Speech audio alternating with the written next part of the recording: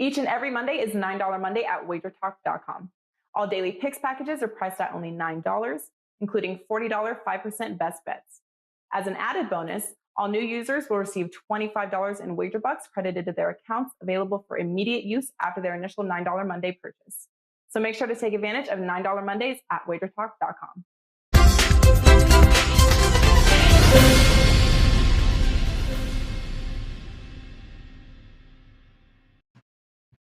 All right, guys, welcome in. It is the Friday edition of the NBA Tip-Off Show, powered by WagerTalk.com. And 7 games in the association tonight. We're going to cover 4 of those 7 games, and those will include some interesting matchups. We're going to talk about, of course, why not the hell no Houston Rockets taking on the Utah Jazz.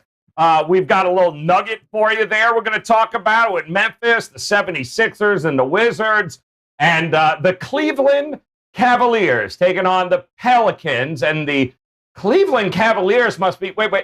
Do I smell somebody from Cleveland on the show? Oh, yes, it is. Ralph Michaels in the house. Look at that. Ralph joining us here on the NBA Tip-Off Show. Him and, of course, in his proper spot, Stevie in the middle, Merrill there, 2 R's and 1 L. And, of course, holding it together, the glue of the NBA Tip-Off Show, it is Ski Prophet. He is here. He's ready to rock and roll. And Ski, talk to me, my man. Last night, how did it go? And I know you're excited about the card here tonight. What do you got up at Wager Talk?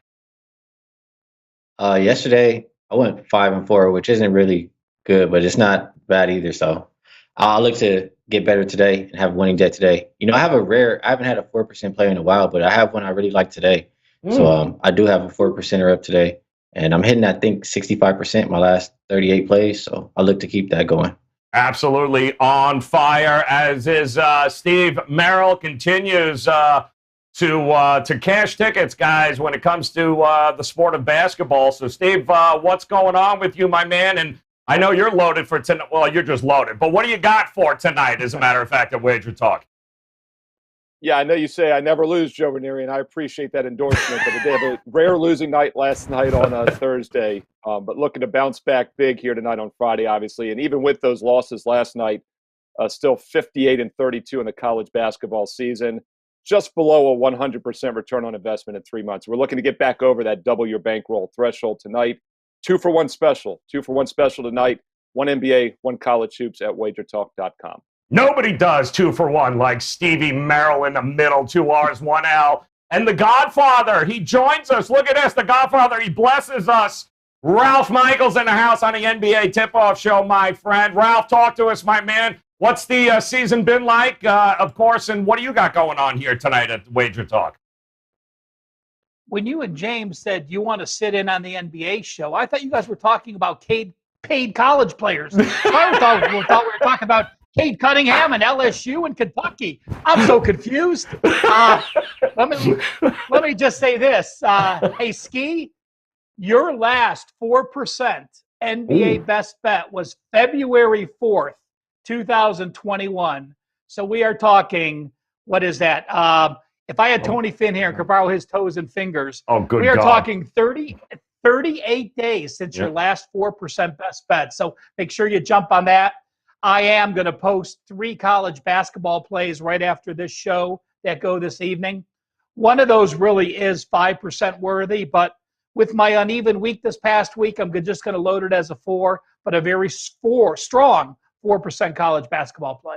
All right, and guys, all 3 of these gentlemen, WagerTalk.com is where you got to go. Just head over to their pages, Ski Prophet, Steve Merrill, and, of course, Ralph Michaels at Cal Sports. Check them out, guys, at WagerTalk.com. All right, we are going to start like we usually do here with our first game up, which happens to be our contrarian game and play of the day. And I absolutely cannot wait to hear what Ski has got to say about this game, because coming off of last night, the Phoenix Suns took care of business on the road. They certainly covered the spread, won the game there against Portland last night. So if you guys remember, all 3 of the hosts on the show were in agreement. Rob Vino, Ski Prophet, everybody was all over the Phoenix Suns. So that was a winning play there last night for them. But we're going to take a look at the Utah Jazz taking on the Houston Rockets. The hell no Houston Rockets now, 17 and a half. You might as well just make it an even 20. What the hell's the difference?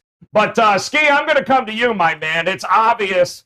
It opened up right around that 15 and a half number. It has since been going all Utah's way. Now, what is it? The Rockets, what is it, 17 in a row now? I think I can't remember who was president last time they won a game. So talk to me here, Ski. Do you agree with the move? At what point does it become the value on the Houston Rockets? You know what time it is. It's the hell no Houston Rockets. And I need like 25 to consider, honestly. Like, I want no parts to what Houston has going on. You have a laundry list full of players on the injury report. And the one I really care about is Christian Wood. I kind of been saying it over and over again, but it's really the reason why they suck so much. Until he's back in the lineup, I'm not trusting him to cover a single number. I'm not running to the window to back minus 17, but I do usually like to play heavy home favorites against teams that are on a back-to-back. So Utah's already been killing it point spread range. I would look towards Utah or pass. It's no way I'm getting in with Houston Rockets. He ain't no way he's going, man. Hell no from Ski with the Utah Jazz or backing the contrarian side there being the Houston Rockets. So, Steer, I'm going to come to you because this just feels like by the third, we're going to have a Utah team up by 20 points and really not risk anything much more beyond that. So they are still professionals, even though we've never heard of anybody on this team. So how do you approach it, my man? You know, Joe, I mentioned on Wednesday's show that with the bye week, and I kind of call the NBA All-Star break the bye week, just like in the NFL when you have a bye week, we look for kind of a reverse momentum indicator where struggling teams sometimes come out of teams that were hot off and cool off. Well, the bye, obviously, the All-Star break came at a good time for the Rockets, but I guess that extra time off did not matter because they ended up losing by 20 last night as a 6.5-point dog. They've now lost 14 straight games, and they're 1-13 against the spread those last 14. That's the problem. So this is the epitome of a contrarian play against the Utah Jazz, who've been the biggest moneymaker in recent NBA history this season. You know, I did mention before the break, though, that I thought Utah would start to cool off at some point. Remember, I was either, 2 weeks ago here on that Friday night show, Heat is my best bet for the show. They won that game outright. Utah is just 1-3 straight up in ATS their last 4. This is their first game off the break. I would lean towards Houston just because I think you could probably fade Utah over the next month or so and make money. I think they will eventually cool off here, but it's not going to be a play for me. I mean, this is a ice-cold Houston team, and it is a Utah team that lost back-to-back games before the break, so maybe that brings them out focused here after the long layoff. All right, Ralph, I'm so glad you're here because I have a Ralph Michaels trend I want to throw your way, and that is the Utah Jazz have failed to cover of at least a 17-point, as at least a 17-point favorite. They haven't done it, actually, they're 0-5, but the last time it did happen was back in 2009. So take that with a grain of salt, Ralph. So what are you going to do with Utah at 17 points here? So, yeah, the teams are combined 29-0 and 27-2 against the spread. Houston 0-14, Utah 15-0 as a home favorite.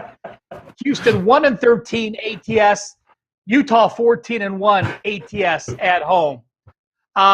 You know, I am not going to say this gets any better, but you guys talked about those numbers, so I wanted to go to the database and look at what teams do as a 16-point home favorite or more since 2016. Well, they're 39-3 straight up, no surprise there. They are 24-17-1 against the spread. That is 58.5%, a very solid number where you would say, maybe I'm not afraid to lay it. But when I break down the quarter string for the final game, even though the average line is minus 17, the average margin of victory is 19.5 points, only plus 2.5 points. But when I break out the first half scoring, those teams as a 16-point or more favorite are average first half score 63.3 to 49.9. Much more value in that first half. I will play Utah tonight, and I will play them minus the points in the first half. A real contrarian game. I love it. Doesn't feel any more contrarian than this. Did you follow that, Steve? Are you all right? Do we need to clap it That out was for you? awesome. Okay, that was good. fantastic. I'm volunteering, Ralph, to give up my Friday slot so I can watch you do this show. No, I'm dead serious, man. I love that stuff. And the only concern I guess you would have, Ralph, is that Utah's been off for a week in that first half. But I think it makes a lot of sense otherwise that these superior teams come out and just smoke the weaklings half. Love it. And what was that? All I keep hearing is hell no on the Houston Rockets from Ski up at the top there. So, all right, one down, guys. Let's take a look at our very first featured game here tonight. And we're going to start it off with an angle. How do you like that? Our good friend John Ryan at sportsmemo.com throws us an angle. We try to decipher it. I think we're going to get this one. We're going to bet on favorites of up to 9.5 points that have won 51 to 60% of their games. They're coming off an ATS win, and they're facing an opponent with a similar 51 to 60% winning percentage on the season. Now, this was the exact same system and angle we talked about yesterday on the show, and it was correct with the Dallas Mavericks. This system, 81-31-2 against the spread, 72.3 winning percentage over the last 7 seasons, guys. And that is the Denver Nuggets here tonight, opening it up as a 3-point favorite there. The total at 226.5. And I think I'm seeing threes pretty much across the board. And that total is right around the 228 mark now, so it has creeped up. So, Rob, I'm going to start with you, my friend. The system and the angle worked yesterday. Same situation at 51 to 60% winning percentage. It worked. How do you like it against Denver here tonight? I love pulling out systems, and even though I don't use them a lot to handicap, they are a very teaching tool. But my only concern is with the All-Star break, it's a different scenario than 99% of those games. So I would take it with a grain of salt. I am much more to be one. You look at Denver, finished 4 straight wins and covers. Now they finish off this sort of a bizarre road trip, playing games before the All-Star break, playing one after. But I look at Memphis, and I'm very, very impressed after the break. You got to remember they were 2 different teams, because early in the year when Morant missed those games because of an ankle injury, they were a non-competitive team. Since he returned, they're now 2 games over 500. So then I went to look at this. Steve, we just talked about a team coming off an All-Star break. What do you do with an away favorite? So I went to my database again, guys, and I wanted to look at away favorites of 3 or more with over 6 days of rest.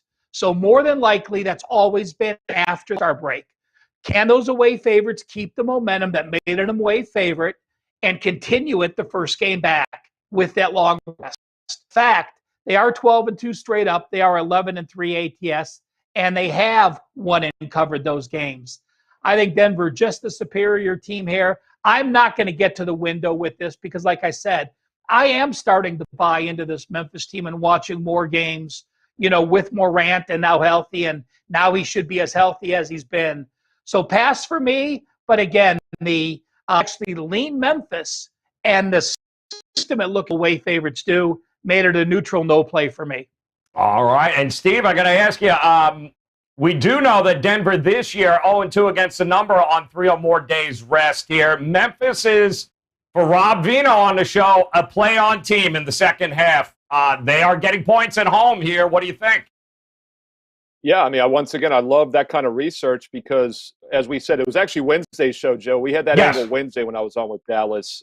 Dallas lost last night, but just so the viewers realize, Dallas, when they won Wednesday, qualified in that system. And Ralph said exactly what I said on the show Wednesday, about, and I think Tony Mejia echoed it as well. It is a concern with these systems because 99% of the sample probably did not involve a 6-day layoff in between.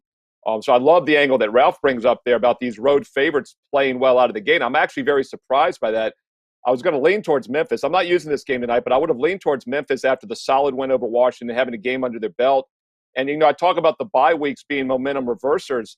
That could apply to Denver here. They're off of 4 straight wins and covers on the road before the break. They shot over 53% in every one of those games. Boy, they did not need the All-Star break last week. They were playing as well as anybody in the league. Yet what Ralph just said, the research doesn't lie. These teams normally still play well. So it'll be very interesting to see how this plays out. My gut would have told me it wasn't a good spot for Denver, but the systems and historical database, say otherwise. So it's a pass for me. Ski, I mean, the side is still 3 points here. The total's getting a little love. It's going up. How are you going to approach it? Switzerland, a lot of Switzerland today. Yeah. But, both teams, in my opinion, I feel like I want to bet on them. Denver, they were playing well going into the break. Memphis, they're playing well going into the break. Denver, they've been good as a road favorite. And Jamal Murray, he's been looking really good. He's looking like how he was looking in the bubble. So if he can continue that, it makes it tough to bet against Denver. The reason I do lean towards Memphis in this game, though, mostly because, you look at how Memphis handled Washington, because Washington struggles to defend the paint. And Denver, they chase the guys off the three-point line. And like I said, Memphis thrives inside. And Denver also plays tomorrow, I believe. So I think Memphis can get it done here. I think they're the better defensive team. And I think they'll win the rebounding battle tonight, too. So Valanciunas, he'll probably give Jokic a little trouble. I'll lean Memphis in this one. All right, Memphis, home dog, getting the points here at 3 tonight in that matchup. We've got a second featured game we're going to look at, and it's going to involve the Philadelphia 76ers. Now, this is the second of a back-to-back. They pretty impressive win on the road last night against the Chicago Bulls, in which they were a dog in that game, Steve Merrill, 127-105. They're a 5-point favorite in this one now against what a lot of people may consider to be a better team than Chicago anyway right now, the Washington Wizards. So when you look at these two teams right now, second game of a back-to-back, how are you going to approach it? Yeah, first of all, I was going to lean Memphis in that last game until the SDQL got me neutral because Ralph's angle about those road favorites doing well. So I'm going to blame Switzerland on the SDQL there, but I knew that was coming. And I do have an opinion to make up for it. I'm Germany, France, England, whatever you want to call me on this game. I like the Washington Wizards in this one. We've talked about how teams step up when they're shorthanded. We often see that in that first game. We've seen it in the college football with COVID this year. We've seen it in college hoops with COVID. Joe, your Oklahoma State Cowboys came out strong last Saturday, won outright as a 10-point dog. And we saw the Sixers do it last night, in my opinion. They're shorthanded with Simmons and Embiid, the whole COVID outbreak from the hair barber over the All-Star break. And they go out and not only win as a dog, but they win by 22 outright. Now they travel without rest against, as you said, a Wizards team that's playing much better basketball. Wizards have quietly gone, I believe it's 9-3 against the spread their last 12, and they're 8-4 straight up during that span. I've got no problem backing the Wizards here. They did not look good the other night. Let's chalk that up to the first game back, rusty from the All-Star break maybe. But, yeah, I don't think the Sixers are going to play at that level that they played shorthanded last night. Yeah, it was a interesting game, to say the least, last night. So was that line there. We know no Simmons here. Of course, it's going to be a game time, I'm sure, with Embiid, Ski, like it always is for Philadelphia. But 5 on the road, second game of a back-to-back. How are you going to approach it? Russell's been playing better, so Washington's been playing better. They've won 8 of 12. I think this is like a test game as far as how I look at the Wizards, because if they're going to be the real deal and make a push, then this should be a game that they at least cover the spread, if not win the game. But they do play tomorrow. And, they've been good versus 55% when teams are more, too. They're good versus competition. So it makes it tough not to play the Wizards. But I do look a little bit more towards the Sixers. They haven't looked good on the second of a back-to-back, mostly because, they didn't have a lot of guys in the lineup. And I think they're a more deep team, and they've been showing it lately. They've been winning and covering lately. I think Embiid, he's likely to play in this game. He's a matchup problem for the Wizards. Wizards just let Valanciunas get 29 and 20. Sorry, but I like the Sixers. Likes the Sixers. It's and Ralph, as we're talking here, a little bit of money going the other way. So now I'm seeing 4.5s pretty much across the board there. So Washington getting a little love. Both these teams last time, I think we saw almost 280 points. Ralph, how do you approach this game tonight? Well, I'm going to give him an opinion because I don't want Ski calling me names anymore. So I'm afraid. I'm going to say this. I'm going to say there are times when you look at angles and there's times when you don't look at angles. We just showed an angle of the Sixers 0-5 in a second of back-to-back. Well, guess what? I guarantee you at least 4 of those games, Embiid didn't play. Let's reverse this time. Embiid didn't play the first of the back-to-back, but he will play the second of back-to-back. Those are when you have to analyze the angles and decide when to look at them and when not to look at them. But when I did pull in the database is this. So much is made of when Embiid misses a game. Did you know the Sixers were only 1-7-1 ATS this year without Ben Simmons before they beat Detroit last game? So while Simmons doesn't get a lot of the talk Embiid does, it certainly isn't the same team without him. I do like the over here, but with this, Beal is listed as questionable. If I'm watching and Beal's warming up, I do like the over. If Beal does not play, God, a team serious. I'm so sorry, but if Beal doesn't play, I'm going to pass. Sorry. Oh, he's going.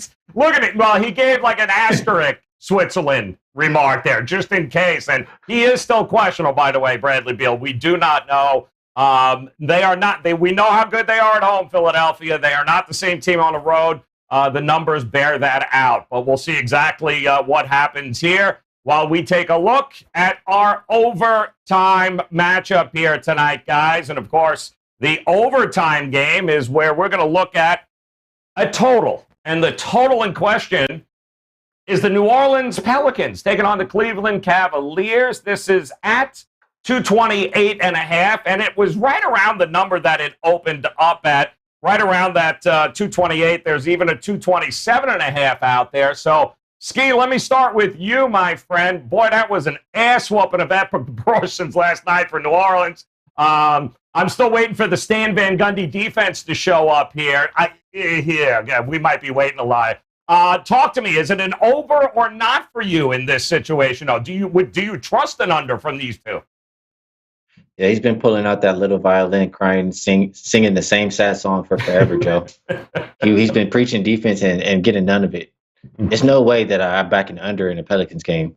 They don't play a lick of defense, and they'll play up tempo. I think that they can get Cleveland to play up tempo with them. Both teams are bottom 3 defending the perimeter. It's over or not for me. Simple. Over 13 of the last 15 for the Pelicans. Give me over.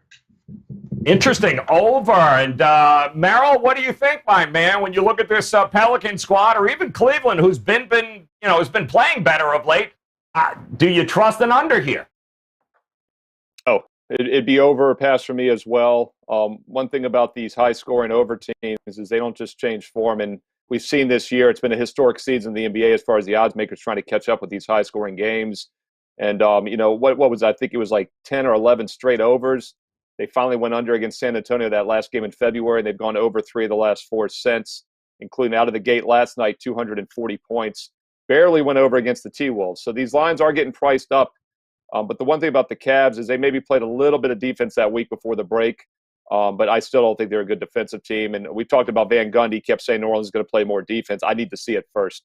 And once again, they're still 3-4 over their last 4 and 26-10 over for the season. So, no, you're not going to convince me to take a New Orleans under probably anytime soon.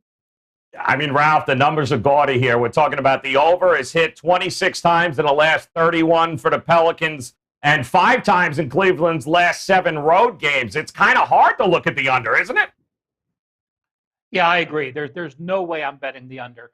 You look at the Pelicans, and they went under their first 3 games this year. Since that time, they're 25-4-3. And then you say, well, look at this total. Look how high it is. Well, right now I just went to the database, and I looked at Pelican totals of 225 or higher. Tonight's total's 228.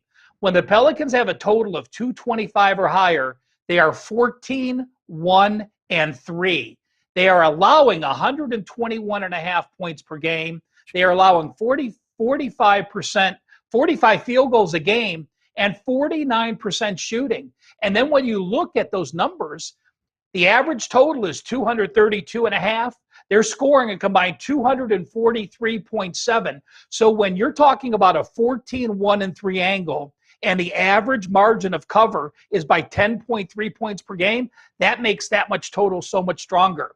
You have to remember this. When we're talking about these historic totals, Vegas's job isn't to put the total where it should be. Vegas's job is to put the total where you're getting equal money on both sides. This total probably should be closer to 235. Do they need to put it there? No, they don't. And let's add in the Cavs, a very young, aggressive team playing 3 guards, all young kids under 22 years old. They're 5-1 when they're away dog of 6 or more. When they get behind, they do not throw in the towel. They continue to push the pace and run the ball. I like the over. Ah, look, you get that, Merrill? You take a note? You all right? You good? All right, very good. Outstanding.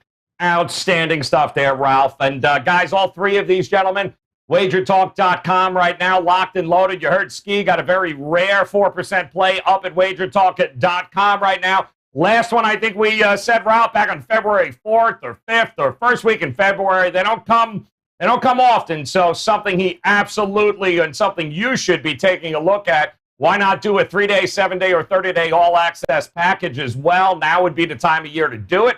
Don't miss a play from Ski. Head over to Steve Merrill's page. Get that locked and loaded. And, of course, Ralph over at WagerTalk.com across the board, whether it be college basketball or the NBA, anything that's on the hardwood, you definitely want to go check it out at WagerTalk.com. All right, guys, it is time for the buzzer beater best bets. And, of course, you know, those of you that are new here to the show, it's very simple. We put 60 seconds on the clock, and we give each of these gentlemen the opportunity to do what they want with those 60 seconds, provided they give us a best bet somewhere in between. So, Ski, you're running point, man, so you can show Ralph how it's done here. We'll put 60 seconds on the clock. Mostly we just make fun of Tony Finn, and then we throw a play at the end. So whatever you want to do, Ski, it's all you, brother. 60 seconds, go. Yeah, you know, I'm trying to look up a line as I say this, but in general, while I'm doing that, I'm going to read out my thought process, and that is I'm going to find some kind of way to fade these Houston Rockets. I don't really want to lay 20 points, but there's a way to make some money on this game. There's a lot of guys who just got ruled out. Pretty much all the guys that you care about, if you want to back the Rockets, are not playing. They do not have a center. So I'm probably going to look towards, I'm trying to look through these guys' rebounds props. And I'm looking for Gobert, honestly. I think he leads the league in rebounds. And Houston has been dead last in rebounding for like a while now. And I see his rebounding prop has went up. Last time I checked, it was 13 or 13 and a half. It's 14 and a half now. But you've seen guys have monster games versus the Rockets. They don't even care out there. It's going to be guys who are not very efficient on offense. I'll take Gobert rebounds over 13.5 as my best bet, or 14.5. Boom! Look at that. Pretty much fitting. And I mean, let's be realistic. Ski is taking hell no to a different level here with these Houston Rockets. They are a certain kind of bad we don't often see. So Gobert over on those rebounds tonight at 14 and a half, rather. Love it. All righty, Merrill, let's go. 2 R's, 1 L. Stevie in the middle. Talk to us, my man. 60 seconds on the clock. Watch this, Ralph. It's like Curly from the Harlem Globe. Look, he's just going to run around in circles for a couple of seconds. Go ahead, Steve. Yeah, I mean, I'm off the All-Star break here, so it's been a week off. I don't have any shenanigans for you. I just want to point out a couple observations. First of all, it's glad to see that there's somebody less prepared for the best bet segment than myself and Ski Profit, because I usually wait until about 2 seconds before the show is over to decide mine as well, so that made me feel better. And also, you can't call me Switchel anymore, because I'm going to use a best bet for the show in the Memphis-Denver game, but I'm going to look at the total. And I actually almost mentioned this when we were talking about it earlier, but I got so distracted by my World War II references that I forgot to get to the total, so we'll use it here as the play of the day for the show. Look at the over between Denver and Memphis. It was 228. As we speak, that line's gone to 228.5 in a lot of spots, even 229 at some sharp books. So there's some money coming in on the over. I think it makes sense. Denver, since the restart last year, has been a pure over team, 23 and 13 over this year. We mentioned Memphis being much better with Morant back in the lineup. And I think this is a high-scoring game tonight. It's a reasonable price, by the way, in the 220 range. I think we get at least 230 plus. Memphis, Denver over the total tonight on Friday. Oh, look at, did you see that, guys? That was nothing but net. Did you see the wrist action there, Ralph? Very impressive there, Merrill. Very nice. Now, of all the people at Wager Talk, I am the least concerned with Ralph being able to do this in 60 seconds. So, Ralph, you got it, my man. 60 seconds on the clock. What is your best bet for tonight? Ski, I am honored to be on your show for the first time. Thanks for having me. Steve Merrill, your best bet, which you talked about earlier, I talked about that away favorites angle with 5 or more days rest. Looking at the last season, those away favorites with 5 or more days rest have gone 10-1 to the over, fitting your best bet. Average total 224, average point score 239. So a huge 15-point margin on the over in those games. I have a total system I like. It's when the point scored from a team, with the opponent's point scored from a team added together for the previous 3 games is under what the total is, with a few under parameters. It's Lakers and Pacers under the total.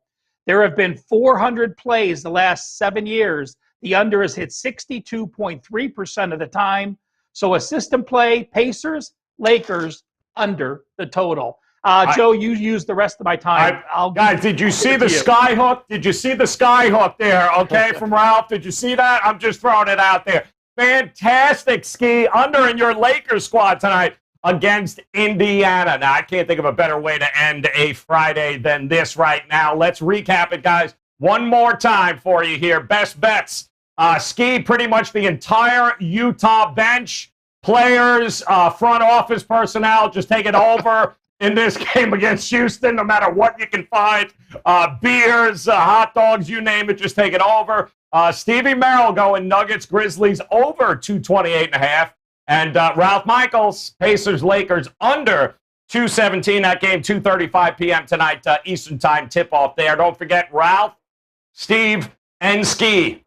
Locked and loaded. Plays are ready up at WagerTalk.com. Go take advantage of those 3-day, 7-day, 30-day all-access packages, guys. You never have to worry about missing out on any of their selections. Do it right now and make it one hell of a profitable night, a profitable weekend, as we get ready, of course, for March Madness next week, and we get a little bit closer to the NBA playoffs. So, on behalf of Ski Profit there, Stevie in the middle, Merrill there with 2 R's, 1 L, and the Godfather himself, Ralph Michaels. Guys, hit that bell in the upper right-hand corner. Best of luck with your plays tonight. Come back and join us on Monday as we begin another week of the NBA tip-off show here on WagerTalk.com. Good luck, guys. We'll talk to you on Monday. Each and every Thursday, SportsMemo.com goes back in time and you can daily pick packages priced at only $5. And yes, for those wondering, that includes 5% best bets, normally priced at $30. This is the real Throwback Thursday. As an added bonus, all first-time customers will be credited $25 in WagerBucks after their initial $5 purchase. So each and every Thursday, make sure to go to SportsMemo.com and get best bets from the hottest cappers for only $5.